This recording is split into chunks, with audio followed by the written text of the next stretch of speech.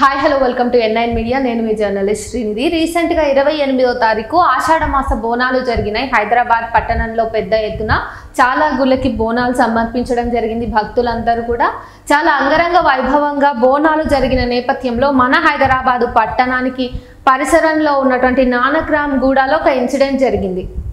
ఆ రోజు బోనాలు ఉన్నప్పుడు అందరూ కూడా దేవతకి బోనాలు సమర్పించుకుంటారు, నైవేద్యాన్ని సమర్పించుకుంటారు. ఇది చాలా కామన్. ఆ రోజు ఎస్సీ ఎస్టీలు కూడా అదే విధంగా తమ దేవతని దర్శించుకోవాలని చెప్పేసి తమ గ్రామంలో ఊరి మధ్యలో ఉన్నటువంటి పోచమ్మ దేవి ఆలయానికి నైవేద్యం సమర్పించడానికి అందరూ కలిసి వస్తున్నారు. దళితులంతా కలిసి వస్తున్నారు.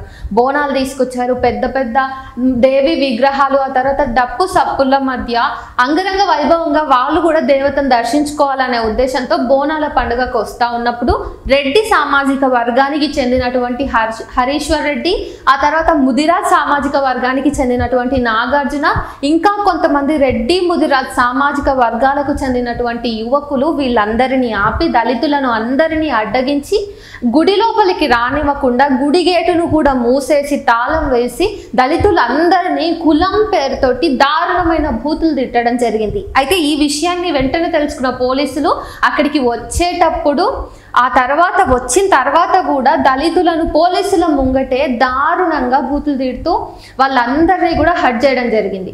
ఆ తర్వాత ఎంతో సేపటికి, అంటే దాదాపు 2 గంటల పాటు దళితులందరూ గుడి ముందు కూర్చుని ప్రొటెస్ట్ చేస్తే గచ్చిబౌలి ఏసీపీ సిహెచ్ శ్రీకాంత్ వచ్చి వాళ్ళను లోపలికి తీసుకెళ్లాడు. వాళ్ళు దర్శనం చేసుకున్నారు. ఆ తర్వాత ఖచ్చితంగా ఈ విషయం మీద మాకు న్యాయం జరగాలని చెప్పేసి దళితులందరూ మూకుమ్మడిగా పోలీసులకు డిమాండ్ చేయడంతో ఎఫ్ఐఆర్ నమోదయ్యింది. ఎఫ్ఐఆర్ నమోదై ఈ రోజుకి ఇది 3వ రోజు, కానీ ఇప్పటి వరకు కూడా ఎస్సీ ఎస్టీల డిమాండ్ను పోలీసులు నెరవేర్చలేకపోయినారు. ఈ ఘటనలో నిందితులు ఎవరైతే ఉన్నారో వాళ్ళని పోలీసులు పట్టుకోలేదు.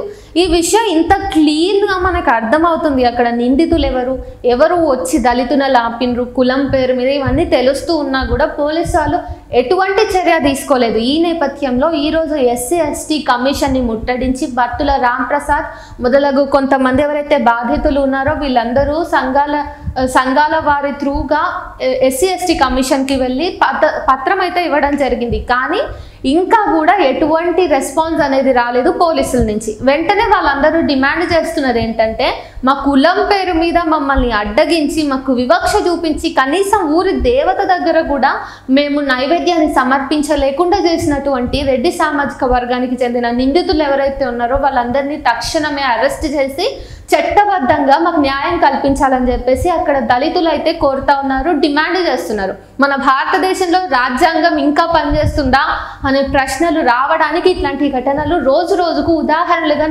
నిలుస్తున్నాయి. మరి ఈ విషయం మీద ఎస్సీ ఎస్టీ కమిషన్కు వీళ్ళు లెటర్ ఇచ్చారు కాబట్టి ఇప్పుడైనా మనం తక్షణమే ఏదైనా రెస్పాన్స్ని వస్తుందని ఎక్స్పెక్ట్ చేయాలో లేదో కూడా అర్థం కాని పరిస్థితి. ఎందుకంటే ఆల్రెడీ ఈ విషయానికి సంబంధించిన పంచనామా జరుగుతున్న నేపథ్యంలో వేరే కులాలకి సంబంధించిన వాళ్ళు ఎవరైనా సాక్షి సంతకాలు చేస్తే ఇది ప్రొసీడ్ అవుతుంది అని అన్నప్పుడు ముదిరాజ్ సామాజిక వర్గానికి సంబంధించిన వాళ్ళు, ఆ తర్వాత గౌడ్ సామాజిక వర్గానికి చెందిన వాళ్ళు ముందుకొచ్చి సాక్షి సంతకాలు మేము పెడతా అన్నప్పుడు కూడా రెడ్డి కులానికి సంబంధించిన వాళ్ళు వీళ్ళని బెదిరించడం జరిగింది. అంతేకాకుండా ఆ రోజు బోనాల రోజు ఎవరైతే దళితులు యాక్టివ్గా ముందుండి డిమాండ్ చేశారో జస్టిస్ కోసం వాళ్ళందరికీ కూడా ప్రాణహానిని కల్పిస్తామని చెప్పేసి రెడ్డి సామాజిక వర్గానికి చెందినటువంటి నిందితులు బెదిరిస్తున్నారంట. అంటే మీరు ఈ కులం కాబట్టి మీరు దేవతను దర్శించుకోవద్దు, మీరు ఈ కులం వాళ్ళు అయ్యుండి న్యాయం కోసం డిమాండ్ చేస్తున్నారు కాబట్టి మేము మిమ్మల్ని చంపేస్తాము అని ఎంతో బాహాటంగా బహిరంగంగానే బెదిరిస్తున్న పరిస్థితి అయితే అక్కడ జరుగుతూ ఉంది. వెంటనే విషయంలో పోలీసులు చర్యలు తీసుకోవాలి, దళితులకు న్యాయం చేయాలి అని చెప్పేసి ప్రజా సంఘాలు, మిగతా సంఘాలు అందరూ కూడా డిమాండ్ చేస్తూ ఉన్నారు.